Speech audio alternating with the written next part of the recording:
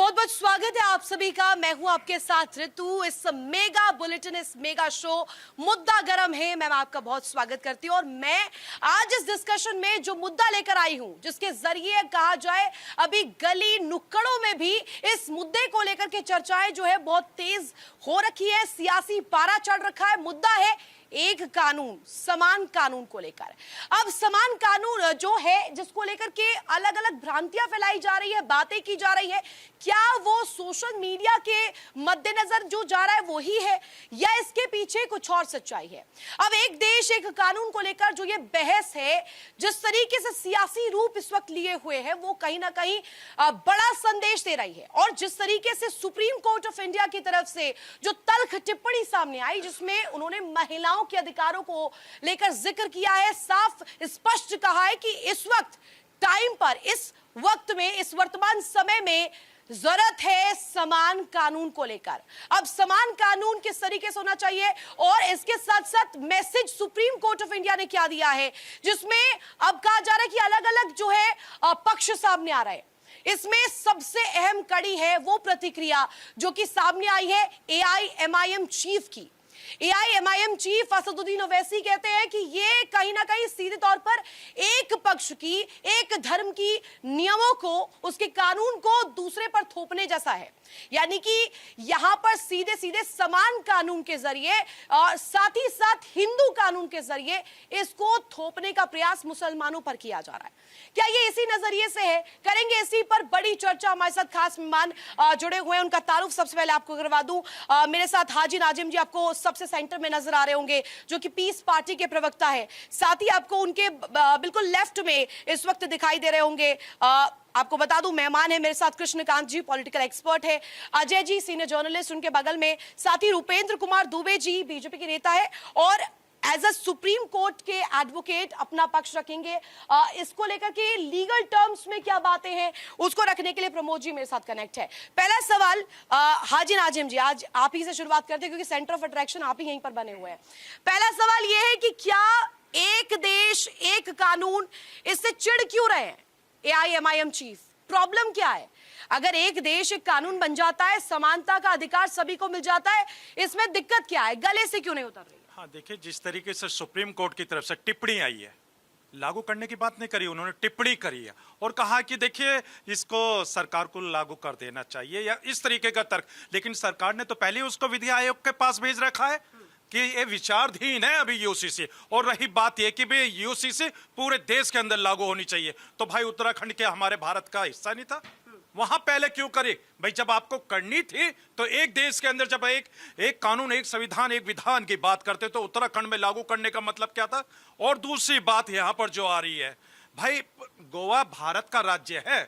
1867 के अंदर पुर्तगालियों ने वहां पर यूसी, संविधान ऊपर नहीं है क्या? संविधान से ऊपर है क्या? अरे सुन तो लीजिए, देखिए देखिए भाई यहाँ पे आप यूसीसी की बात कर रही है, धर्म की बात कर रही है। और देखिए अगर आप धर्म या मजहब की बात कर रहे हैं तो मैं आर्टिकल 25 की बात करूंगा। आर्टिकल 25 की इसलिए बात करूंगा क्योंकि संविधान के अकॉर्डिंग मैं अपने रिलीजियस हर किसी को मानने की परमिशन है। और देखिए हम सभी लोगों के लिए देश का संविधान सर्वोपरि है, और संविधान सर्वोपरि इसलिए क्योंकि वो सभी के जो मजहब या धर्म को मानने की परमिशन उनके आर्टिकल के द्वारा देता है। और कृष्णकांत जी से ओपनिंग कमेंट है, ओपनिंग कमेंट दीजिएगा कृष्णकांत जी। ये कहा जा रहा है कि ये जो कानून है या इस परिदृश्य से जो बातें निकलकर सामने आ रही है, चाहे वो अलग अलग डेमोग्राफिक चेंजेस को लेकर जिक्र किया जा रहा हो या इस वक्त वर्तमान समय में हम देखें महिलाओं की स्थिति को लेकर के, उनके अधिकारों को लेकर के जो स्थिति हो, इन तमाम जिक्रों को अगर मैं देखूं, एक डॉट पर कनेक्ट करूं, तो ये आपको क्या लग रहा है? देखिए, सबसे पहले कि भारत एक महान देश है, विभिन्न भाषाओं, विभिन्न धर्म, ज्योग्राफिकल और विभिन्न जो भारत का जो कानून है वो विभिन्न देशों से लिया गया है। Ireland, USA, south Africa, Japan, Australia और यूएसए और यूएस से लिया गया है और यूके से लिया गया है।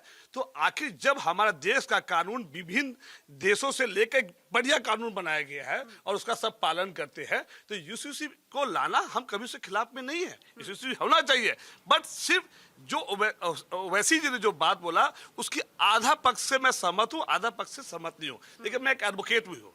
आपको एक पता होना चाहिए कि मैं यदि कानून में यदि आप अलग अलग देशों से अच्छा बेस्ट चीज ला सकते हैं, तो हिंदू अनडिवाइडेड फैमिली के को एक रिबेट दिया जाता है टैक्स में।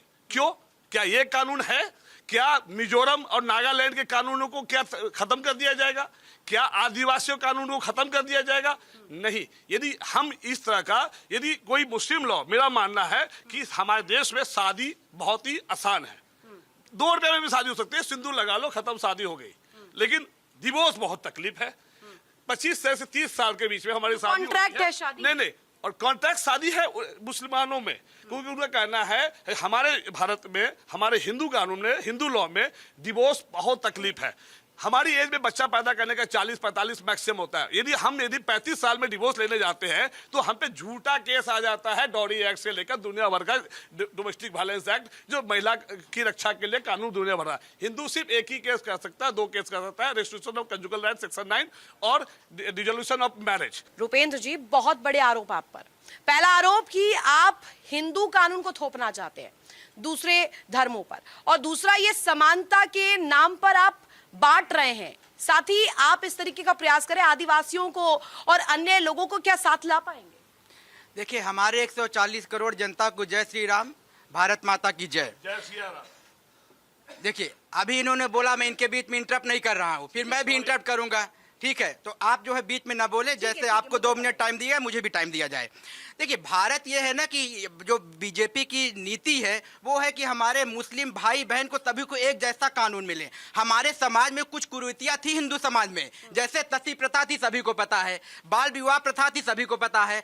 वो जो कुरीतियां थी, हमने उसको हटा के उसको हमने एक्सेप्ट नहीं किया, और अब जो भारत हमारा चेंज हुआ है, अब उसके हिसाब से चल रहे हैं। वैसे हम एक समान यूसीसी ला के जो हमारी मुस्लिम बहनें हैं, मुस्लिम जो है भाई हैं, सबको एक कानून देना चाहते हैं। हमारा कोई मुसलमान और हिंदू को अलग करना नहीं है। अगर ये सोच है हमारे मुसलमान भाइयों की, तो मैं आपको चैनल के माध्यम से बोल देना चाहता हूं कि ये कोई सोच ऐसी गलत नहीं है। सब आपको एक समान कानून दिया जाएगा। जैसे अभी क्या है कि हमारे भारत में हिंदू समाज में कि एक अगर भाई है, बेटा है, तो उसको बाप की प्रॉपर्टी दिया जाएगा, हिंदू बेटी है तो उसको भी दिया जाएगा। सेम हम हिंदू मुसलमान समाज में लाना चाहते हैं। तो समझा क्यों नहीं पा रहे, क्यों नहीं ला पा रहे हैं साथ? समझा इसलिए नहीं पा रहे हैं कि हमारे अवैसी जी जैसे नेता जो उनको जो है बलगला देते, यही तो कमियां हैं। मैं भारत के मुसलमानों से बोलना चाहता हूं कि आपको भारतीय जनता पार्टी एक समान कानून देना चाहती है, अपने साथ में लेके चलना चाहती है, लेकिन ये लोग अवैसी जैसे नेता उसको स्वीकार नहीं कर रहे। आखिर क्यों नहीं स्वीकार कर रहे हैं? मैं ये भारतीय जनता पार्टी के पद से रखना चाहती हूँ, स्वीकार क्यों नहीं करना चाहते? क्या उसमें गलतियां यूसीसी में? क्या यूसीसी में ऐसा है कि हमारे मुस्लिम बहन बेटियों को ऐसा कोई कानून बताइए ना जिससे उनको गलत ऐसा प्रभाव जा रहा है? ओपनिंग रिमार्क ले लिया। अजय जी भी हमारे साथ कनेक्ट है और प्रमोद जी भी है। अजय जी, इसका अगर मैं देखा जाऊं, दूसरा पहला, अगर पहली बात की जाए और दूसरा पहलू भी देखा जाए, तो दोनों पहलुओं में कहीं ना कहीं फिट नहीं बैठता। और सीधे सीधे समानता का अधिकार देना, एक देश में एक कानून होना, और ये सवाल अगर खड़ा किया जा रहा है कि एक देश में अगर एक कानून बन जाता है, समान कानून बन जाता है, तो इससे दिक्कत क्यों है? संविधान से ऊपर तो चीज धर्म की नहीं है। देखिए, मैं आपको बता दूं, जो यूसीसी बिल है ये कोई हिंदू बिल नहीं है। ऐसा नहीं कि हिंदुओं के लिए कानून, इसमें हिंदुओं के लिए भी कई जगह हिंदुओं के लिए भी प्रॉब्लम है। एक जो भारत के लिए सर्वमान्य होना चाहिए उसकी कोशिश हुई है। जिस समय संविधान सभा हो रही थी उसमें डॉक्टर अंबेडकर जी ने भी ये बात कही थी 370 इसके लिए, और स्वयं कई मुस्लिम स्कॉलर ने कही थी। जाकिर हुसैन इस देश के राष्ट्रपति थे, उन्होंने भी एक बार कहा था। आप देखिए यहाँ ये वैसी कह क्या रहे हैं कि मुस्लिम में मैरिज एक कॉन्ट्रैक्ट है, उस सच बात कह रहे हैं, ऐसा कुरान शरीफ में है, हदीस में, वो अपनी जगह से। मगर वो एक शब्द और जोड़े, महज, महज शब्द, महज एक। आप देखिए, कुछ वो नमक मिर्च लगा करके बोल रहे। अब आप भी तो नमक मिर्ची लगा रहे, महज बोल दिया तो आप उसको बढ़ा दे। महज का अर्थ ये हो गया कि महज को इन्होंने और ज्यादा वो कर दिया।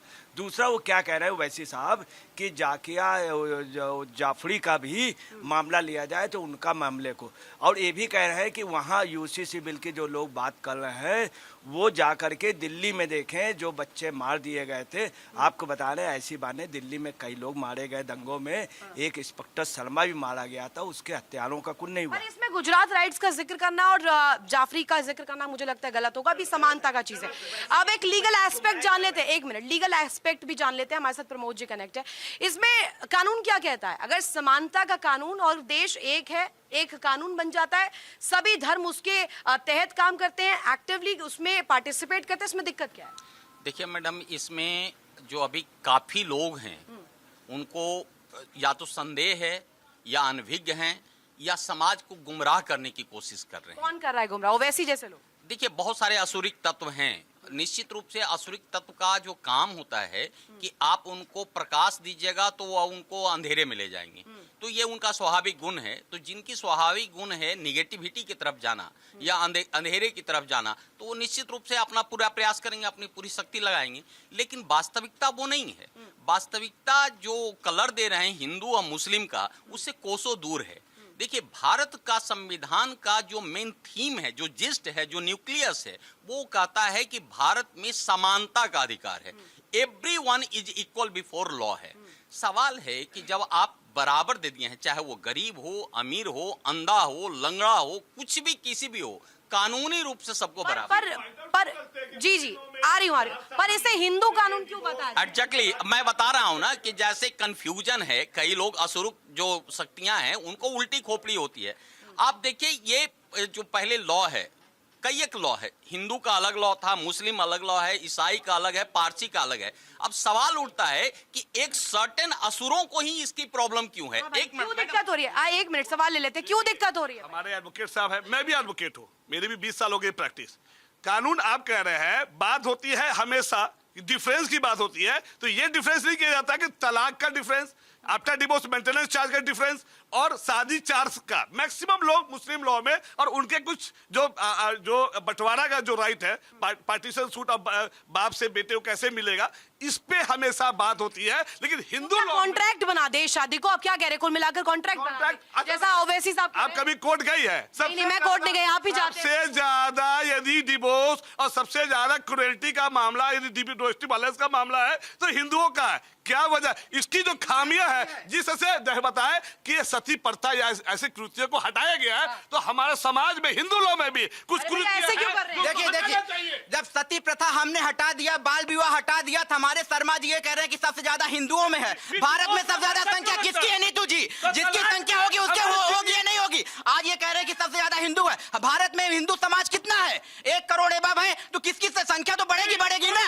नहीं, मिक्स कैसे कर दे आप? 30 करोड़ को 1 करोड़ को कैसे मिक्स कर सकते हैं? मिक्स नहीं कर सकते आप। नहीं, कानून लिया गया है, लेकिन अगर ये संख्या की बात किया कि हिंदू समाज में ज्यादा है, तो ज्यादा होगी कि हमारी संख्या ज्यादा है। आप ये भ्रम मत फैलाइए कि हिंदू मुसलमान में भ्रम मत फैलाइए। हम हिंदू मुसलमान संख्या क्यों हमारी संख्या ज्यादा है, हमारी यही प्रॉब्लम है। और सुनिए, जब हमारी लेडीजें हमारे लेडीजें बहने पड़ जाएंगी, माता बहने पड़ जाएंगी, तो संख्या ज्यादा होगी। जो पढ़ी लिखी नहीं होगी नीतू जी, वो बात नहीं कर पाएगी, वो कोर्ट नहीं जा पाएगी। लेकिन फिर इनका भगवा और आरएसएस आ गया। आरएसएस ने कहा, आरएसएस हमेशा राष्ट्र के लिए काम करता है, ये सोच गलत है। आरएसएस हमेशा ये जो लॉ की बात नहीं कर रहा है, ये हिंदू लॉ को, ये हिंदू मुस्लिम में आग लगा के देश को इस प्रकार से नहीं, आग कैसे लगा रहे हैं? बताइए, शादी करने से पहले ढोल बजता है क्या? कि पहले शादी, अभी कौन ढोल बजा रहा है? ढोल वैसे साहब ही तो बजा। ये उत्तराखंड में जो पहले कानून लागू कर दिया गया, क्या भारत बीजेपी का सरकार नहीं है? बाकी राज्यों में वो हबील ले आते नहीं, ये ढोल बजाए, ढोल ज्यादा बजाना चाहते हैं, कानून कम लाना चाहते हैं। नीतू मैम, ये कांग्रेस की पार्टी नहीं है कि डायरेक्ट जो है बिना जो है अपना जो है इलेक्शन में नहीं होता तो डायरेक्ट थोप दिया जाएगा। ऐसा नहीं होगा। आप संसद में जिसकी बात कहेंगे डिस्कस होगा, ऐसा नहीं होगा। इनके कहने पे ऐसे करके हम जो है डायरेक्ट नहीं थोपा जाएगा। इमरजेंसी थोपा गया, ऐसे नहीं थोपा जाएगा। बाकायदा इसका डिस्कस करेंगे, पक्ष विपक्ष से बात करेंगे, फिर थोपा जाएगा। ऐसे नहीं हम ला देंगे कांग्रेस की तरह कि अपनी मर्जी हुई और हम उसको ला देंगे, नहीं। अरे सवाल, एक मिनट रुकिए, अरे रुकिए, इतना बेफारिए मत। सवाल ये है कि आप उत्तराखंड में लेकर आए, आप पहले ही ढोल पीट रहे हैं। ढोल क्यों पीटा जा रहा है? देखिए, ढोल पीटना नहीं होता, उसको हमने अभी लागू किया है। पूरे भारत देश में यूसीसी आएगा। जो समाज के हित में काम होगा नीतू जी, वो काम होगा। अब हाँ, गीतू जी, सॉरी, अभी ऋतु, अभी इन्होंने बोला कि हिंदू समाज में सबसे ज्यादा डाइवोर्स के केस हैं। जब हमारी माताएं बहनें पढ़ी रहेंगी तभी तो डाइवोर्स के लिए कर पाएंगी। अब रोटी बेलने वाली जिसको ABCD नहीं मालूम, वो क्या डिस्कस करेगी? हाँ, देखिए, मुझे आपत्ति है बीजेपी के प्रवक्ता से। आपत्ति मेरी इसलिए, ये चाहते हैं कि हिंदू महिलाएं तलाक लें। इन्होंने कितनी बड़ी बात कह दी कि पढ़ी लिखी महिलाएं इसलिए पढ़ी है कि वो तलाक लेने के लिए। अरे सुन लीजिए, अरे लानत है आपकी ऐसी सोच पर जो आपने इस तरीके का तर्क दिया। मेरी हिंदू बहनों को किस तरीके की बात कही। और दूसरी बात, अभी इन्होंने एक बात कही थी। वो तलाक कहाँ करवा रहे, वो कौन होते हैं तलाक करवाने वाले? हाँ, सुन लीजिए रीतू जी, मुझे लगता है कि उनको माइक दे दीजिए, आप वहां खड़े हो जाइए। मुझे ऐसा लगता है कि क्योंकि आप भाजपा की पैरवी कर रही आप हैं। होस्ट से लड़ने आए हैं या डिबेट करने आए? अरे मैं तो अरे आप होस्ट से लड़ने आए हैं? नहीं, आपकी बातों से वही लगता है। मैं आपसे पूछा सवाल कि आपसे- आप भाजपा के प्रवक्ता बन के इस तरीके की बात करें कि सवाल मैं उनसे कर रहा हूं और जवाब आप दे रही है। ऐसा नहीं चलेगा, ऐसा नहीं चलेगा रीतू जी। नहीं रीतू नहीं सुन।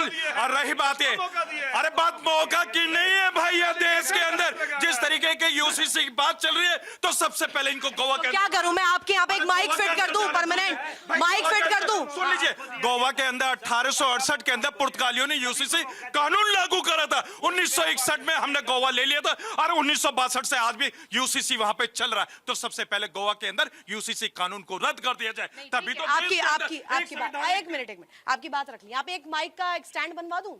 आप यहाँ पे कह रहे हैं सिर्फ बीजेपी के प्रवक्ता बन करके मैं बात कर रही हूँ, सभी से पूछा है मैंने सवाल। अब आप जवाब दीजिए। अब आपकी बात यहीं पर खत्म हो गई। अब सवाल ये कि इतना हो हल्ला, इतना रौला मचाया है, वो क्या है? अगर समानता के अधिकार पर, समानता के कानून पर, इस पर अगर बात हो रही है तो इसको लेकर के क्या आप सामने आकर के बातचीत नहीं कर सकते? मसला बातचीत से सुलझ नहीं सकता है क्या? आप लोग संसद में, सदन के भीतर जब जब इस पर बात होती है वॉकआउट क्यों कर देते हैं? नहीं सुन लीजिए, नहीं 2018 के 21वें आयोग की बात पता है आप लोगों को?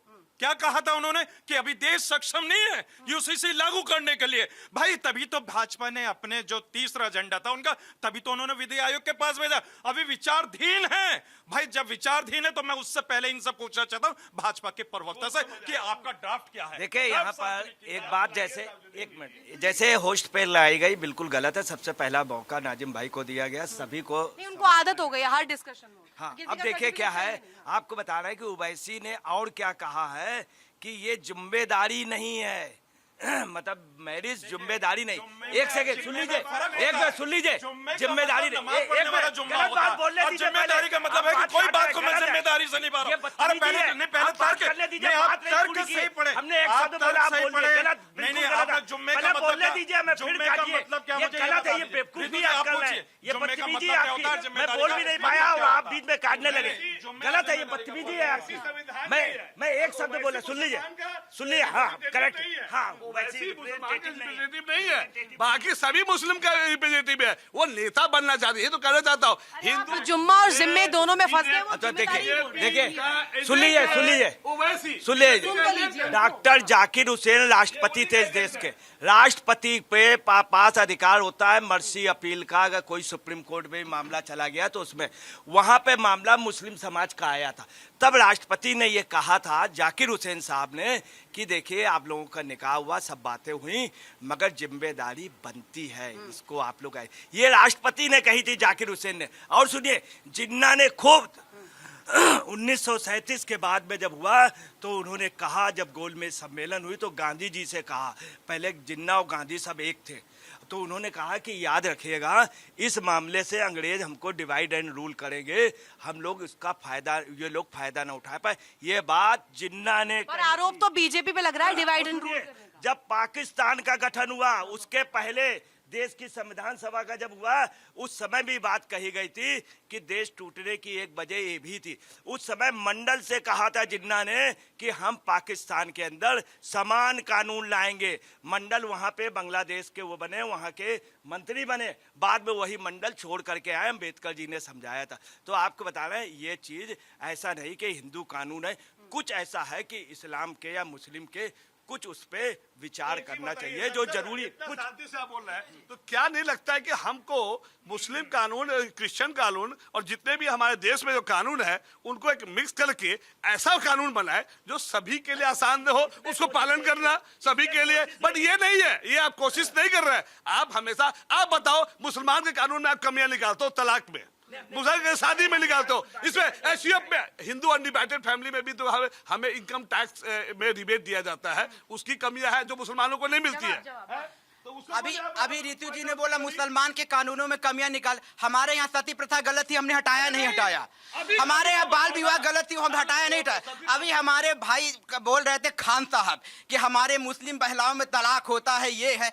अरे साहब मैं ये नहीं, हमारी नहीं मुस्लिम महिला, देखिए हमारे हमारे हमारे हमारे समाज में भी ऐसा नहीं कि जितने भी हमारे हिंदू भाई हैं सब सक्षम है, सब इंटेलेक्चुअल है, सब उनमें भी कमियां हैं। जब कमियां होती है तभी हमारी बहनें जाके तलाक के लिए अर्जी देती हैं। तीन कमियां बता दो, मैं हाथ जोड़ के बीजेपी से बोलता हूँ, तीन ऐसा कानून बताओ जो हिंदू लॉ में कमियां है, पहले वाला छोड़ के अभी करंट में बताइए। नहीं हिंदू लॉ में अगर आप बात करेंगे तो एक कमियां नहीं है। हमारे यहाँ देखो 2 कमियां थी, सती प्रथा, बाल विवाह हमने हटाया, और जो कमियां हैं उसके लिए कोर्ट अभी है, अभी हाई कोर्ट सुप्रीम कोर्ट खुला, उसके लिए आप जा सकते हैं। लेकिन आप ये थोप देना नहीं हिंदू समाज में कमियां हैं, अब मुसलमान समाज में जो कमियां हैं उसको हमारे मुसलमान भाइयों को स्वीकार करना पड़ेगा। आपको पता है औरत 6 केस कर सकते हैं, डोमेस्टिक वायलेंस 498 डॉडी एक्ट और रेस्ट्रिक्शन ऑफ कंजुगल राइट, और हम हिंदू जो मेल है सिर्फ 2 ही कर सकते हैं, डिसोल्यूशन ऑफ मैरिज आज सेक्शन 13 सब क्लॉज 1, यदि म्यूचुअल है तो 1, और प्लस और क्या कर सकते हैं सिर्फ 9 रेस्ट्रिक्शन ऑफ कंजुगल राइट। बाकी जो नीतू जी ये क्या भाजपा सरकार बनाएगी कानून? ये भाजपा सरकार बनाएगी, ये तो सुप्रीम कोर्ट जाइए वहां से लागू करवाइए, ये भाजपा सरकार बनाएगी। एक सवाल मेरा हाजी नाजिम जी आपसे, महिलाओं पर जब बात आती है, महिला अधिकारों पर जब बात आती है और समानता महिलाओं के लिए अगर उठाई जाती है, इस मुद्दे को उठाया जाता है, तो क्या आपको लगता है कि इस कानून के जरिए जेंडर में जो डिस्टर्बेंसेस है, जो जस्टिस की बात की जा रही है, वो नहीं किया जाएगा या उसे एड्रेस नहीं किया जाएगा? आप क्या मान रहे हैं कि सिर्फ और सिर्फ ये हिंदू कानून को थोपने का प्रयास है, महिलाओं के लिए कुछ काम नहीं हो रहा है इसमें? हाँ रितु जी, देखिए आपका सवाल बड़ा काबिल तारीफ है, ये सवाल बहुत अच्छा है। इस सवाल के लिए मैं आपको दिल से सलाम करता हूँ। आपने जब महिलाओं के सम्मान की बात करी, समानता की बात करी, तो हम लोग बढ़ चढ़ कर हिस्सा लेते हैं, लेकिन मैनेज तो नहीं कर रहे ना, इससे पहले होस्ट पर सवाल किया और अब देखिए नहीं सुन लीजिए आप मानिए कि मैनेज नहीं है। नहीं सुन लीजिए, अब भाई आप अगर सवाल को अगर डाइवर्ट करना चाहते हैं तो के साहब आप हाँ देखिए भी, देखिए मैं आपके अंदर सवाल अच्छा करा तो मैंने आपकी तारीफ करी, और इंडिया डेली के लिए मैंने इसलिए तारीफ करी क्योंकि आपका सवाल काबिल तारीफ है। अब मैं पूछना चाहता हूँ, यूसीसी की तो बात आ रही है देश के अंदर, अब ये बता दीजिए यूसीसी के अंदर कितनी कास्ट को रखना है, कितनी को बाहर करना है, या बिल्कुल उनको अंदर भी एक समानता लानी है, जिस तरीके से आर्टिकल 342 के अंदर जब उत्तराखंड के अंदर लागू करा गया था, ये सुन लीजिए यूसीसी, तो उसमें किसे छोड़ दिया? रिजर्वेशन आदिवासी बहुत सारी अनुसूचित जातियां, उनको सब कुछ छोड़ा गया। क्यों छोड़ा गया? यूसीसी समानता नहीं मिलनी चाहिए? मैं कह रहा हूँ किसको उत्तराखंड के अंदर जो अनुसूचित जातियां छोड़ी गई हैं उनको रियायत दी गई है। भाई समानता तो सबके लिए बराबर है, तो फिर उनको क्यों किसको छांट दिया है? छांटा थोड़ी है। आप मुझे बता दीजिए, धर्म ऊपर है, संविधान ऊपर है। हाँ देखिए फिर वही बात कहते हैं, हाजी नाजिम खान बड़े जिम्मेदारी के साथ आपके चैनल पे कहता है कि भारत का संविधान सर्वोपरि, और भारत के संविधान के धर्म से ऊपर है या नहीं, सवाल ये। अरे मैंने हिंदू मुसलमान से ऊपर संविधान देश का है या नहीं, सवाल ये। अरे सुन लीजिए, अरे भाई नहीं, अरे सुन लीजिए भाई, ये देश संविधान से चलता है, कह दीजिए आप। ऊपर कौन है? ऊपर भाई आज ऊपर। अरे देश में संविधान ही तो सर्वोपरि, मैं बार बार इसी बात करो। हाँ सुन लीजिए, अरे आप कबूलिए ना, इस्लाम से ऊपर संविधान। भाई सुन लीजिए, यहाँ इस्लाम की बात नहीं चल रही, यहाँ क्रिश्चियन की बात नहीं चल रही, इस्लाम धर्म नहीं है, बात नहीं चल रही, और ना यहाँ पर देखिए सनातन की बात चल रही है, या भारत के संविधान की बात चल रही है। और भारत का संविधान हाजी नाजिम खान के लिए सर्वोपरि है, और संविधान सर्वोपरि तो है, पर इस्लाम से ऊपर है या नहीं है? बोल दीजिए भारत माता की जय। इनसे कह दीजिए कि ये भारत एक राष्ट्र खंडन कर दीजिए, भारत एक राष्ट्र खंडन कर दीजिए आप लोग। नहीं अब हमसे नहीं सुन लीजिए, अगर आप लोग की बात करते तो मेरे घर के अंदर भी है ना, एडवोकेट भी है, जज भी है, और बड़ी उस पर पोस्ट पे।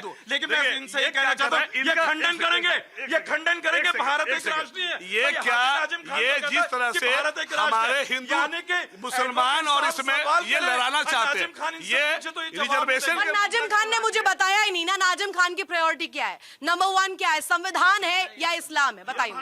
सुन लीजिए, क्या भारत को आप इस्लाम से चलाना चाहते हैं? अरे किसने कहा? नहीं, मुझे एक लाइन, एक शब्द में, एक शब्द में नहीं, एक शब्द में, एक शब्द में, एक शब्द सवाल का जवाब। संविधान ऊपर, कुरान ऊपर, इस्लाम ऊपर, क्या होगा? सुन लीजिए, देखिए जब आप मेरी निजी आस्था की बात करेंगे तो मुझे आर्टिकल 25। अरे मैंने अलग अलग कंडीशन बनाई नहीं, शर्तें क्यों?